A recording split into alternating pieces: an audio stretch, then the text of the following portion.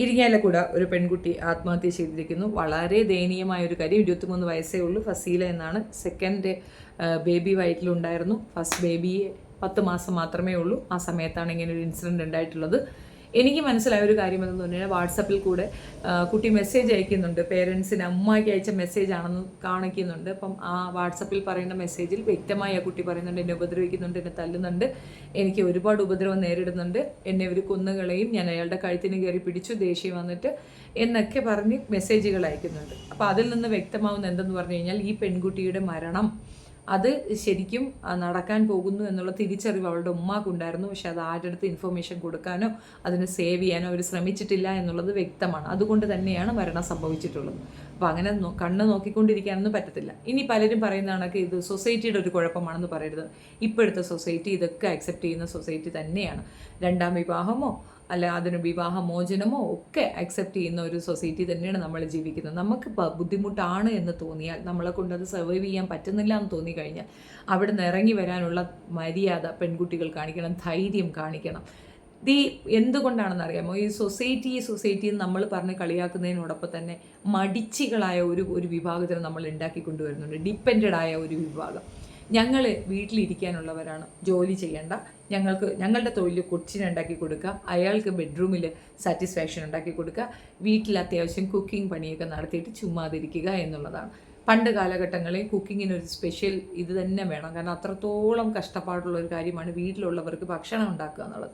ഇന്നത് ആർക്കും ഉണ്ടാക്കാൻ പറ്റുന്ന ഇൻസ്റ്റൻ്റായിട്ട് എല്ലാം കിട്ടുന്ന ഒരു സാഹചര്യമുണ്ട്. രണ്ടുപേരും കൂടെ ജോലിക്ക് പോകുന്നതാണ് ഏറ്റവും നല്ലത്. പെൺകുട്ടികളെ നമ്മളൊരിടത്തേക്ക് പറഞ്ഞു വിടുമ്പോൾ നിശ്ചയമായും പാലിച്ചിരിക്കേണ്ട ഒരു സാമാന്യ മര്യാദ, പെൺകുട്ടികൾക്ക് ആവശ്യത്തിനുള്ള എഡ്യൂക്കേഷനും അതിനോടൊപ്പം ഒരു തൊഴിലും ഉണ്ടാക്കി കൊടുത്തിട്ട് വേണം വിടാൻ. സ്വർണം വാങ്ങിച്ചു കൊടുക്കുന്നത്, സ്വത്ത് കൊടുക്കുന്നതിനും പകരമായിട്ട് ആ കുട്ടിക്ക് ഒരു ജോലി ഉണ്ടാക്കി കൊടുത്തിട്ട് അതിനെ കെട്ടിച്ച് വിട്ടാൽ ഈ ദിവസം കാണേണ്ടി വരത്തില്ല എന്നുള്ളതാണ് സത്യം. ഈ ഫസീല എന്ന് പറയുന്ന കുട്ടിക്ക് 23 വയസ്സാണ്, ഒരു കുഞ്ഞിൻ്റെ അമ്മയാണ്. ഇപ്പോൾ ഏകദേശം മനസ്സിലാക്കാമല്ലോ എത്രാമത്തെ വയസ്സിൽ വിവാഹം നടന്നിട്ടുണ്ടെന്ന്. 10 മാസം പ്രായമുള്ള കുട്ടീനെ കളഞ്ഞിട്ടാണ് അടുത്ത് വയറ്റിലൊരു കുഞ്ഞിനെ അതിനെയും കൂടെ കൊന്നിട്ടാണ് ഈ പെൺകുട്ടി ആത്മഹത്യ ചെയ്തിട്ടുള്ളത്. ഒരു പക്ഷേ അതിൻ്റെ അമ്മയ്ക്ക് അതിനെ സേവ് ചെയ്യാൻ പറ്റുമായിരിക്കാം. റെഗുലറായിട്ട് ഇവൾ അയക്കുന്ന മെസ്സേജുകൾ ഇങ്ങനെയൊക്കെ തന്നെ ആയിരിക്കും. പുലി വരുന്നേ എന്ന് പറഞ്ഞ് അവസാനം പുലി വന്നപ്പോൾ ആളുണ്ടായില്ല. അതാണ് സത്യം. ഇങ്ങനെ ഒരു മെസ്സേജ് അയച്ചിട്ടും ആ അമ്മ ആക്ഷനൊന്നും എടുത്തിട്ടില്ലെങ്കിൽ ഈക്വൽ കുറ്റവാളി അമ്മയും കൂടെയാണ്. അവരെയും കൂടെ അതിനകത്ത് പ്രതി ചേർത്ത് അവരെയും കസ്റ്റഡിയിൽ എടുക്കുകയാണ് വേണ്ടത്. അങ്ങനെ 1-2 അമ്മമാർക്കെങ്കിലും ഒരു പണിഷ്മെൻറ്റ് കിട്ടുകയാണെങ്കിൽ ഇനിയെങ്കിലും ഏതെങ്കിലും പെൺകുട്ടികൾ ഇങ്ങനെ ചിന്തിക്കുന്നുണ്ടെങ്കിൽ രക്ഷപ്പെടും എന്നുള്ളതാണ്. ദയവ് ചെയ്തൊരു കാര്യം മനസ്സിലാക്കി. അതിൻ്റെ താഴെ കുറേ കമൻസ് ഒന്നിലും ഒരു കമൻസ് എനിക്ക് ഭയങ്കരമായിട്ട് അട്രാക്റ്റീവായി തോന്നി. നിങ്ങൾക്ക് ഇങ്ങനെ എന്തെങ്കിലും ബുദ്ധിമുട്ടുണ്ടെങ്കിൽ നിങ്ങളുടെ കുടുംബത്തിൽ പറഞ്ഞിട്ട് നിങ്ങൾക്ക് പ്രത്യേകിച്ച് ആക്ഷൻസ് ഒന്നും എടുത്ത് കിട്ടുന്നില്ല എങ്കിൽ നിങ്ങൾ പബ്ലിക്കിൽ ഒരു പോസ്റ്റ് ഇടും. എന്നിട്ട് ഗവൺമെൻറ്റിനോട് റിക്വസ്റ്റ് ചെയ്യൂ. നാട്ടുകാരും ഗവൺമെൻറ് നിങ്ങളെ സപ്പോർട്ട് ചെയ്യും, നിങ്ങളുടെ വീട്ടുകാർ നിങ്ങളെ സംരക്ഷിക്കുന്നില്ല എങ്കിൽ എടുത്തോ പിടിച്ചോ നീ പരിപാടിക്ക് പോകരുത്. ഒരു കുട്ടി വയറ്റിൽ, ഒരു കുട്ടി കയ്യിൽ എങ്ങനെ ജീവിക്കും എന്നുള്ള ആ ഒരു പകപ്പാണ് ആ പെൺകുട്ടിയെ കൊണ്ട് അത് ചെയ്യിച്ചത്. പക്ഷെ ഒരു കാര്യം ഓർത്തുകൊള്ളുക, ഈ വിവാഹം കഴിഞ്ഞ് ഉടനെ ഒരു കുഞ്ഞുണ്ടായി 2-3 കുട്ടികളുണ്ടായി എന്ന് പറഞ്ഞുകൊണ്ട് നിങ്ങൾ ഈ ടോർച്ചർ താങ്ങേണ്ട അവസ്ഥയില്ല എന്ന് മനസ്സിലാക്കുക. നിങ്ങൾക്ക് സ്പെഷ്യൽ പ്രൊട്ടക്ഷൻ ഗവൺമെൻറ് തലങ്ങളിൽ നിന്ന് കിട്ടുക തന്നെ ചെയ്യും. ഇവിടെ ഈ ചാരിറ്റിയും ചൈൽഡ് വെൽഫെയറും അതിനോടനുബന്ധിച്ചിട്ടുള്ള അനാഥാശ്രമങ്ങളും ഒക്കെ ഉള്ളത് ഇതിനൊക്കെ തന്നെയാണ്. അത് മനസ്സിലാക്കാത്തത് കൊണ്ടാണോ എന്തോന്നും അറിയത്തില്ല. വീട്ടുകാരില്ലെങ്കിൽ പിന്നെ എന്ത് ചെയ്യും? വീട്ടിൽ ചെന്നാൽ വീട്ടുകാർ സപ്പോർട്ട് ചെയ്യുമോ ഇല്ലയോ എന്ന് ഭയം കൊണ്ടാണ് പലരും ഇത് ചെയ്യുന്നത്. ഒരിക്കലും ചെയ്യരുതെന്നാണ് എനിക്ക് പറയാനുള്ളത്. വീട്ടുകാരെ നമ്മൾ പ്രതീക്ഷിക്കാനേ പോകരുത്. നമ്മളെ മാരേജ് കഴിപ്പിച്ച് അങ്ങോട്ട് വിട്ടിട്ട് അവിടെ ഇടിയും കുത്തും തൊഴിയും ഒക്കെ ഉണ്ടായിട്ട് വീട്ടിൽ ഇൻഫോം ചെയ്താൽ അവരത് സഹിച്ചു പോയെന്ന് പറയുകയാണെങ്കിൽ വെരി നെക്സ്റ്റ് മൊമെൻറ്റ് നമ്മൾ കട്ട് ചെയ്യേണ്ടത് വീട്ടുകാരെയാണ്. കാരണം അവർക്കത് കെയർ അല്ല. കെയർ ആണെങ്കിൽ അവരങ്ങനെ പറയില്ല, സഹിച്ചു പോകാൻ പറയത്തില്ല. നമ്മുടെ കുഞ്ഞിൻ്റെ നേർക്ക് കയ്യോങ്ങുന്ന, നമ്മുടെ കുഞ്ഞിനെ ഉപദ്രവിക്കുന്ന ഒരാൾക്കൊപ്പം നമ്മുടെ കുട്ടി ജീവിക്കണോ വേണ്ടെന്ന് ചിന്തിക്കാനുള്ള കോമൺ സെൻസ് ഇല്ലേ? അത് എന്ത് തരം വരട്ട് ഗൗരവമാണ്? സമൂഹത്തിന് മുമ്പിൽ കിട്ടേണ്ട ഒരു വാല്യൂ എനിക്ക് കിട്ടണം, അത് എൻ്റെ മകൾ വീട്ടിൽ വന്ന് നിന്നാൽ കിട്ടില്ല എന്ന് തെറ്റിദ്ധരിക്കുന്ന പല മാതാപിതാക്കളും കാണിക്കുന്ന ഒരു വലിയ തെറ്റാണ് കുട്ടികളെ കൊലയ്ക്ക് കൊടുക്കുക എന്നുള്ളത്. ഇതൊരു തരം കൊലപാതകം തന്നെയാണ്. നിങ്ങളുടെ മകൾക്ക് അവിടെ സെക്യൂരിറ്റി ഇല്ല, സുരക്ഷിതത്വം ഇല്ലാത്ത ഒരു അവസ്ഥയിൽ അവൾക്ക് ജീവിക്കേണ്ടി വരുന്നു എന്നുണ്ടെങ്കിൽ അവളെ വീട്ടിലേക്ക് വിളിച്ചു കൊണ്ടുവരാൻ എന്താണ് നിങ്ങൾ പേടിക്കുന്നത്? എന്തിനാണ് നിങ്ങൾ മടിക്കുന്നത്? ഇത് ഒരു ശതമാനം പോലും ഉൾക്കൊള്ളാൻ പറ്റാത്ത അത്രയും ഭീകരമായ ഒരു അവസ്ഥയാണ്. മുസ്ലിം കമ്മ്യൂണിറ്റിയിൽ ഈ സ്ത്രീധനം അതിനോടനുഭവിച്ചിട്ടുള്ള പ്രശ്നങ്ങളൊക്കെ ഭയങ്കരമായിട്ട് കുറ്റകൃത്യമായിട്ട് അംഗീകരിക്കുന്ന ആൾക്കാരാണ്. അവിടെ ഇങ്ങനെ സ്ത്രീധനമൊന്നുമില്ല, പെൺകുട്ടികൾക്ക് മാറ് കൊടുത്താണ് വീട്ടിൽ കൊണ്ടുവരുന്നത്. പക്ഷേ 4-കൊപ്പം സിസ്റ്റത്തിനൊപ്പം നിൽക്കുന്നു എന്നുള്ളൊരു രീതിയിൽ, സൊസൈറ്റിയിൽ നടക്കുന്ന ഒരു കാര്യമെന്ന രീതിയിൽ അവൾക്കൊരു തുക കിട്ടുന്നുണ്ട്, അത് വിവാഹത്തോടു കൂടി വാങ്ങിച്ചെടുക്കുന്നുണ്ട്, അതിനോടനുബന്ധിച്ചിട്ട് കുറവുകളുണ്ടെങ്കിൽ അതിനെ ചൊല്ലി വീട്ടിൽ പ്രശ്നങ്ങളുണ്ട്, അങ്ങോട്ടും ഇങ്ങോട്ടും വഴക്കുകളുണ്ട്. ഇതൊക്കെ മനസ്സിലാക്കിക്കൊണ്ട് നമ്മളൊരു കുട്ടീനെ വിവാഹം കഴിപ്പിച്ചു കൊടുക്കുമ്പം ആദ്യമായി നമ്മൾ ചിന്തിക്കേണ്ടത് അവരുടെ അടുക്കള ശരിയാണോ. അടുക്കള മീൻസ് ആ കുടുംബത്തിലെ അമ്മ. അതിനോടൊപ്പം അവർക്ക് ഇതിനുള്ള ഒരു ആസ്തിയുണ്ടോ, കുട്ടീനെ കെയർ ചെയ്യാനുള്ള ആസ്തിയുണ്ടോ, ഇല്ലെങ്കിൽ ആ ആസ്തിക്ക് ബദലായിട്ട് ഈ വേണ്ട സംവിധാനങ്ങൾ നമ്മൾ കുഞ്ഞിന് ചെയ്തു കൊടുക്കണം. അതാണ് വിവാഹം. അല്ലാതെ നമ്മുടെ വീട്ടിലെ കുഞ്ഞിനെ എങ്ങനെയും ബാധ്യത ഒഴിപ്പിക്കാൻ ഏതെങ്കിലും ഒരുത്തൻ്റെ തലയിൽ കെട്ടിവെക്കുന്നതിന് വിവാഹം എന്ന് പറയത്തില്ല. പല മാതാപിതാക്കളും ഈസി ഗോയാണ്. മകളെ വിവാഹം കഴിച്ചു കൊടുത്താൽ പിന്നെ ബാധ്യത തീർന്നു. നല്ല കുടുംബത്തിൽ ഇച്ചിരി അത്യാവശ്യം ഫിനാൻഷ്യൽ കണ്ടീഷനൊക്കെ ഉള്ള ഒരു കുടുംബത്തിലേക്ക് എത്തിച്ചു കൊടുത്തു കഴിഞ്ഞാൽ തീർന്നു, രക്ഷപ്പെട്ടു എന്നൊരു ഫോമാണ്. നിങ്ങൾ മകൻ എന്ത് കരുതൽ ചെയ്യുന്നുവോ അത് തന്നെ മകൾക്കും ചെയ്യണം. മകനൊരു ജോലിയാകാതെ നിങ്ങൾ കുട്ടിക്ക് വിവാഹം ആലോചിക്കില്ലല്ലോ. എന്തുകൊണ്ടാണ്? നാഥനാണ്, അവൻ കൊണ്ടുവരണം. അവൻ തേടി കൊണ്ടുവന്നാലേ വീട്ടിൽ വരുന്ന പെണ്ണിനും കൊടുക്കാൻ പറ്റൂ. ഈ സിസ്റ്റമാണ് അവോയ്ഡ് ചെയ്യേണ്ടത്.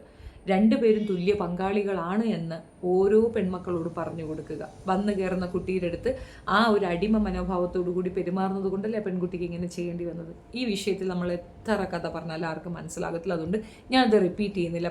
ആ പെൺകുട്ടി മരിക്കാൻ കാരണം മുഴുക്ക ആ കുടുംബം മാത്രമല്ല, അവളുടെ കുടുംബവുമാണ്, അവളുടെ ഉമ്മ പ്രത്യേകിച്ചുമാണ്. ഈ വിഷയത്തിൽ ഭർത്തൃ മാതാവിനെ അറസ്റ്റ് ചെയ്യുന്നത് പോലെ ആ പെൺകുട്ടിയുടെ അമ്മയെയും അറസ്റ്റ് ചെയ്യണം. കാരണം അവൾ ഇൻഫോർമേഷൻ കൊടുത്തിട്ട് ഒരു ക്രൈം നടക്കുന്നത് അറിഞ്ഞിട്ട് അതിനെതിരെ ഒരു ചെറുവിരൽ പോലും അനക്കാതിരുന്ന ആ ഉമ്മാണ് ഏറ്റവും വലിയ കുറ്റവാളി എന്ന് പറയും. ഇപ്പം തെളിവും കൊണ്ടുവന്നിരിക്കുന്ന ആ ഉമ്മയ്ക്ക് നാണമില്ല അത് പറയാൻ. ഇത് 1-2 ദിവസത്തെ തല്ലാണെന്ന് നിങ്ങൾക്ക് തോന്നുന്നുണ്ടോ? നിരന്തരം ആ പെൺകുട്ടി അടി വാങ്ങുന്നുണ്ടായിരുന്നിരിക്കാം. അത് സാരമില്ല, സഹിച്ചു പോകുന്ന ഈ ഉമ്മ ഉപദേശിച്ചിട്ടുണ്ടാവും. അതുകൊണ്ടൊക്കെ തന്നെ അവൾ സഹിച്ചിട്ടുമുണ്ടാകാം. ഇനി നമുക്ക് അതുല്യയുടെ വിഷയത്തിലേക്ക് പോകാം. നിങ്ങൾക്ക് എല്ലാവർക്കും അറിയാലോ, ദുബായിൽ വെച്ച് മരിച്ചുപോയ അതുല്യയുടെ ബോഡി നാട്ടിലേക്ക് വരികയാണ്. അച്ഛൻ സംസാരിക്കുന്നുണ്ട്. അച്ഛൻ്റെ സംസാരം നമുക്കൊന്ന് ശ്രദ്ധിക്കാം. സ്വന്തം മാതാവിനോട് ഒരു ബന്ധമില്ല. നമ്മുടെ ദൈവം എന്ന് പറഞ്ഞാൽ മാതാവാണ്. നമ്മൾ ജീവിക്കുന്ന മാതാവിന്റെ ഉദരത്തിലാണ്. ആ മാതാവിനോട് ഒരു ബന്ധമില്ലാത്ത പിന്നെ സ്വന്തം കുഞ്ഞിനെ പറ്റി ചിന്തിക്കുമോ?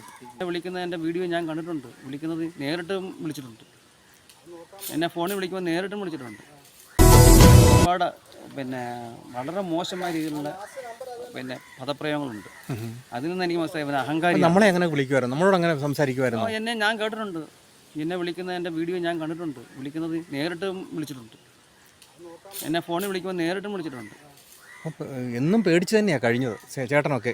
പിന്നെ പേടിയെന്ന് പറഞ്ഞാൽ അങ്ങനെയില്ല. എൻ്റെ സാന്നിധ്യത്തിൽ അവനെ എന്തിനാ ഞാൻ പേടിക്കേണ്ട ആവശ്യമൊന്നുമില്ല. അല്ല, ഞാൻ പറഞ്ഞ മോളുടെ കാര്യമോർത്ത് ഭയം ഉണ്ടായിരുന്നു. അത് എപ്പോഴും ഉണ്ടായിരുന്നു. വിളിച്ചുകൊണ്ട് വന്നതാണ്, നിർത്തിയതാണ്, എന്നിട്ട് അവൾ പിന്നെ ഓടിപ്പോയി. ഓടിപ്പോയെന്ന് പറയരുത്. അവളെ ട്രാപ്പിലാക്കിയെന്ന് വേണം പറയാൻ. അവളെ ട്രാപ്പിലാക്കാന്നുള്ള, അല്ലാതെ അവൾ എൻ്റെ മോള് ഒരിക്കലും അങ്ങനെ പോകത്തില്ല. പറഞ്ഞ് സമാധാനിപ്പിച്ച് ബ്രെയിൻ വാഷ് ചെയ്ത് കൊണ്ടുപോയി. അങ്ങനെ തന്നെ ഒരുമാതിരി ക്രിമിനൽ സ്വഭാവം. അത് അവൻ്റെ ക്രിമിനൽ മൈൻഡിനെ അവൻ രഹസ്യമായിട്ട് വെച്ചിട്ട്, അതുകൊണ്ടാണ് ഈ കൂടുതലും മോളെ മുത്തേ ചക്കര എന്നൊക്കെ വിളിക്കുന്നവരെ വളരെ സൂക്ഷിക്കണം. യഥാർത്ഥ സ്നേഹമുള്ളവരാരും അങ്ങനെ വിളിക്കത്തില്ല. അതിൽ നിന്ന് നമുക്ക് മനസ്സിലാക്കാം ഇവൻ ക്രൂരനാണെന്ന്. അല്ല, കുഞ്ഞിനോട് ഞാൻ അത്ര ഡീപ്പല്ലെന്ന് അവൻ പറയുന്നുണ്ട്. അവൻ സ്വന്തം മാതാവിനോട് ഒരു ബന്ധമില്ല. നമ്മുടെ ദൈവം എന്ന് പറഞ്ഞാൽ മാതാവാണ്. നമ്മൾ ജീവിക്കുന്ന മാതാവിന്റെ ഉദരത്തിലാണ്. ആ മാതാവിനോട് ഒരു ബന്ധമില്ലാത്ത പിന്നെ സ്വന്തം കുഞ്ഞിനെ പറ്റി ചിന്തിക്കുമോ? മനസ്സിലായോ? ഏതൊരു ക്രിമിനൽ പോലും, കുറ്റവാളികൾ പോലും, കൊടും തീവ്രവാദികൾ പോലും അവൻ്റെ ഭാര്യയും കുഞ്ഞിനെയും സ്നേഹിക്കത്തില്ലേ? സ്വന്തം മാതാവിനോട് ഒരു ബന്ധമില്ല. നമ്മുടെ ദൈവം എന്ന് പറഞ്ഞാൽ മാതാവാണ്. നമ്മൾ ജീവിക്കുന്ന മാതാവിന്റെ ഉദരത്തിലാണ്. ആ മാതാവിനോട് ഒരു ബന്ധമില്ലാത്ത പിന്നെ സ്വന്തം കുഞ്ഞിനെ പറ്റി ചിന്തിക്കുമോ? മനസ്സിലായോ? ഏതൊരു ക്രിമിനൽ പോലും, കുറ്റവാളികൾ പോലും, കൊടും തീവ്രവാദികൾ പോലും അവൻ്റെ ഭാര്യയും കുഞ്ഞിനെയും സ്നേഹിക്കത്തില്ലേ? ഇതിനെപ്പറ്റി എത്ര എനിക്ക് പറയാനുള്ളതിനെക്കുറിച്ച്. പെറ്റതള്ള നോക്കുന്നില്ല, പെറ്റതള്ളയെ നോക്കാത്തവനാണ് എന്നൊക്കെ പറയുന്ന ഇയാളുടെ കള്ളത്തരമുണ്ടല്ലോ. പിന്നെ മകൾ മരിച്ചു നിൽക്കുന്ന ഒരു അവസ്ഥയിൽ എന്തൊരു സന്തോഷമൊന്ന് നോക്കുക. അതും കൂടെ കണ്ടോണം. ഇങ്ങനെയുള്ള അപ്പന്മാർ തന്നെയാണ് പെൺകുട്ടികളെ കൊലയ്ക്ക് കൊടുക്കുന്നത്. അയാൾ ബാധ്യത ഒഴിവാക്കി ആ കുട്ടീനെ 18 വയസ്സ് തികയുന്നതിന് മുമ്പേ കെട്ടിച്ചും കൊടുത്തു. അവൻ ചെയ്യുന്ന എല്ലാ പീഡന പ്രവർത്തികളും സഹിച്ചു. കാരണം പണക്കാരനാണ്, ഫിനാൻഷ്യലി സൗണ്ട്, എൻജിനീയറാണ്, ഈസി ആയിട്ട് മകൾക്ക് കിട്ടി എന്നുള്ളതൊക്കെ തന്നെ അയാളെ മൗനമാക്കി എന്നുള്ളതാണ്. റിട്ടയർമെൻറ്റ് ലൈഫിൽ ജീവിക്കാൻ വേണ്ടിയിട്ടുള്ള ഒരു വഴിയായി മകളെ ഉപയോഗിച്ചതിൻ്റെ പരിണിത ഫലമാണ് ആ കുട്ടിയുടെ ബോഡി കൊണ്ടുവന്ന് ഇങ്ങനെ അടക്കേണ്ടി വന്നത്. നമ്മൾ ജീവിച്ചിരിക്കുക നമ്മളുടെ കുഞ്ഞുങ്ങളുടെ അടക്കം നടത്തേണ്ടി വരുന്നത് ഓരോ പേരൻറ്റിനും കൊല്ലുന്നതിന്, അവരെ തീർത്ത് കളയുന്നതിന് സമമാണെന്ന് ഞാൻ മനസ്സിലാക്കിയിട്ടുണ്ട്. ഞാൻ മുമ്പ് ഈ അതുല്യയുടെ അമ്മയുടെ ഒരു ഇൻ്റർവ്യൂ കണ്ടപ്പോൾ തന്നെ പറഞ്ഞിരുന്നു, ഇവർക്ക് യാതൊരു രീതിയിലുള്ളൊരു ഫീലിംഗ് ഉള്ളതായിട്ട് എനിക്ക് ഫീൽ ചെയ്തിട്ടില്ല. പകരം ഒരു കുട്ടി അവിടെ ഉണ്ടല്ലോ, ഇനി അതിനെ വെച്ചിട്ടായിരിക്കാം അവനെ കുറ്റപ്പെടുത്തുന്ന ഇങ്ങേർക്ക് ബോധം എവിടെ പോയി? അങ്ങേരെ തെറി വിളിച്ചിട്ടുണ്ട് അത്രേ, അങ്ങേരെ തല്ലാൻ കൈയോങ്ങിയിട്ടുണ്ട് അത്രേ, ആ കുട്ടീനെ അയാളുടെ മുമ്പിലിട്ട് തെറി വിളിച്ചിട്ടുണ്ട്, അടിച്ചിട്ടുണ്ട്. അപ്പോഴൊന്നും ആക്ഷൻ എടുക്കാത്ത അയാൾ ഇപ്പം എന്തിനാ ചെറുക്കനെ കുറ്റം പറയുന്നത്? അയാളുടെ അമ്മയെ നോക്കുന്നുണ്ടായിരുന്നില്ല, അയാളുടെ അമ്മയുമായിട്ട് അവർക്ക് സഹവാസം ഇല്ലെന്ന് പറയുന്നു. കാരണം ആരാണ്? അമ്മയുമായിട്ട് സഹകരിക്കാത്ത ഒരുത്തനെ തിരുത്താൻ നിങ്ങളെ കൊണ്ട് പറ്റത്തില്ലേ? മകളുടെ ഭർത്താവ് തന്നെയല്ലേ? മകളുടെ ഭർത്താവിനെ തിരുത്താൻ പറ്റാത്ത അമ്മായിയപ്പനുണ്ടോ? അപ്പം നിങ്ങളും അവരും തമ്മിലുള്ള കമ്മ്യൂണിക്കേഷൻ അത്രയേ ഉണ്ടായിരുന്നുള്ളൂ എന്നല്ലേ വ്യക്തം. അവനൊരു പേഷ്യൻ്റ് ആണ്, അല്ലെങ്കിൽ സൈക്കിക് പേഷ്യൻ്റ് ആണെന്ന് നിങ്ങൾക്ക് മനസ്സിലായ സ്ഥിതിക്ക് നിങ്ങളുടെ മകളെ കൊലയ്ക്ക് കൊടുത്തത് നിങ്ങളല്ലേ? ഞാൻ സത്യം പറഞ്ഞാൽ ഇവിടുത്തെ നിയമവശങ്ങൾ മുഴുവൻ തിരുത്തപ്പെടേണ്ട ഒരു അവസ്ഥയിലാണുള്ളത്. സ്ത്രീധനം തന്നെ നിരോധിക്കപ്പെട്ടിട്ടും അത് കൊടുക്കുന്നവർക്കെതിരെ കർശന നടപടി എടുക്കാത്തത് കൊണ്ടാണ് ഒരു പരിധി വരെ ഇവിടെ ഈ പ്രശ്നം നിലനിൽക്കുന്നത്. സ്ത്രീധനം കൊടുക്കുന്നത് ക്രൈമാണ് എന്ന് നമുക്ക് നിയമം മൂലമുണ്ട്, പക്ഷേ അത് പ്രാവർത്തികമാക്കുന്നില്ല. ആര് സ്ത്രീധനം കൊടുക്കുന്നു, സ്വർണം ഇടുന്നു നമുക്ക് കാണാമല്ലോ, ഈ ഇതിനകത്ത് കാണാൻ പറ്റുമല്ലോ. അവർ കൊടുക്കുന്ന ഗിഫ്റ്റ് അത് സ്വർണം ഇത്ര തുകയ്ക്ക് മേളിൽ കൊടുക്കരുതെന്ന് നിയമമുള്ള ഒരു രാജ്യത്ത് ഇത്രയധികം സ്വർണ്ണമൊക്കെ കൊടുത്ത് കെട്ടിക്കുകയും അതിൻ്റെ പേരിൽ ഒരു അങ്ങോട്ടും ഇങ്ങോട്ടും തർക്കങ്ങൾ വരികയും അതിൻ്റെ പേരിൽ മരിക്കുകയൊക്കെ ചെയ്യുമ്പോൾ ഈ അമ്മയും അച്ഛനെയും വിട്ടുവയ്ക്കുന്നത് വളരെ മോശപ്പെട്ട ഒരു കാര്യമാണ്. ആ കുട്ടിയെ കൊലയ്ക്ക് കൊടുത്തതിൻ്റെ പൂർണ്ണ ഉത്തരവാദിത്വം അതുല്യയുടെ അച്ഛനും അമ്മയ്ക്കും തന്നെയാണ്. അതേപോലെ തന്നെയാണ് ആ പെൺകുട്ടി 23 വയസ്സുള്ള ആ കുട്ടിക്കും അതിൻ്റെ ജീവൻ നഷ്ടപ്പെടേണ്ടി വന്നത് വീട്ടിലുള്ളവരുടെ സപ്പോർട്ടില്ലായ്മയാണ്, വീട്ടുകാർ ശരിയല്ലാത്തത് കൊണ്ട് തന്നെയാണ്. നിങ്ങളുടെ അഭിപ്രായം കമൻറ്റ് രേഖപ്പെടുത്തുക. ഈ വിഷയം ഇനിയും ചർച്ച ചെയ്യാൻ ഇടവരാതിരിക്കട്ടെ എന്ന് മാത്രമേ പറയാനുള്ളൂ. ഇനിയും തുടരും. ഏതെങ്കിലും പെൺകുട്ടികൾ കാണുന്നുണ്ടെങ്കിൽ ദയവ് ചെയ്ത് മനസ്സിലാക്കൂ കുട്ടികളെ, നിങ്ങൾ ഈ കാണിക്കുന്ന ധൈര്യത്തിൻ്റെ പകുതി മതി സ്വസ്ഥമായി ജീവിച്ചു പോകാൻ. ഒരു ജീവൻ എടുക്കാൻ നിങ്ങൾ കാണിക്കുന്ന ഈ ധൈര്യത്തിൻ്റെ പകുതിയുടെ പകുതി മതി നിങ്ങൾക്ക് സ്വസ്ഥമായി ജീവിച്ചു പോകാൻ. തനിച്ച് നേരിടുക എന്നുള്ളതാണ്. ഈ ഭർത്താവിൻ്റെ കൂട്ടരും കുടുംബവും ഒക്കെ ഉണ്ടെങ്കിലേ പൂർണ്ണതയുള്ളൂ എന്ന് തെറ്റിദ്ധരിക്കുന്ന മണ്ടികളോടാണ്. നിങ്ങൾ യുവർ സെൽഫ് സ്ട്രോങ് ആണ്, നിങ്ങളെ കൊണ്ട് സാധിക്കും, നിങ്ങളെ കൊണ്ടേ പറ്റൂ. നിങ്ങളിങ്ങനെ അടിമകളായി ജീവിക്കാൻ തീരുമാനിക്കുന്നിടത്താണ് ഇതുപോലുള്ള നാശങ്ങൾ നിങ്ങൾക്ക് വരുന്നത്. ദയവ് ചെയ്തിട്ട് വേക്കപ്പ്, തിരിച്ചു വരൂ. വീട്ടിലേക്ക് വരാൻ പറ്റിയില്ലെങ്കിൽ സാഹചര്യം ഒരുക്കുന്ന ഒരുപാട് സഹായിക്കുന്ന മനുഷ്യരുണ്ട്. തിരിച്ചു വന്ന് സ്വസ്ഥമായി ജീവിച്ച് തീർക്കാൻ ശ്രമിക്കൂ. ഈ വൃത്തികെട്ടവന്മാർക്ക് അടിമപ്പെട്ട് ഇടി കൊണ്ട് കിടക്കാതെ നമ്മുടെ നേർക്കൊരു കൈ പൊക്കിയാൽ പോലും ആ ബന്ധം വേണ്ടാന്ന് വെക്കാനുള്ള ധൈര്യം നിങ്ങൾക്ക് ഉണ്ടാവണം. ആ ധൈര്യമുള്ളവർ ഇതുപോലത്തെ വൃത്തികേട് കാണിക്കത്തില്ല. ദയവ് ഇത് അടിമപ്പെട്ട് ജീവിക്കാതിരിക്കും. ഇത് നിങ്ങൾ ചെയ്തില്ലെങ്കിൽ അടുത്ത തലമുറ, ഇപ്പോൾ ഈ പെൺകുട്ടിക്ക് ഒരു പെൺകുഞ്ഞാണ്, ഓർത്തു നോക്കൂ. ആ പെൺകുഞ്ഞ് എന്താണ് കേട്ടത്, എന്താണ് മനസ്സിലാക്കിയത്? അമ്മ കയറി തൂങ്ങിയതാണോ? അമ്മ കയറി തൂങ്ങിച്ചെത്തു, ഇതാണോ അത് കേൾക്കേണ്ടത്? തിരിച്ചറിവില്ലാത്ത കുട്ടികളെയൊക്കെയാണ് പിടിച്ച് കെട്ടിച്ചു കൊടുക്കുന്നത്. 10ഉം 17ഉം വയസ്സിൽ പെൺകുട്ടികളെ വിവാഹത്തിന് വേണ്ടി മാത്രം വളർത്തുന്ന പേരൻസാണ് മുഴുക്ക കുറ്റക്കാരെന്ന് ഞാൻ പറയും. Thank you.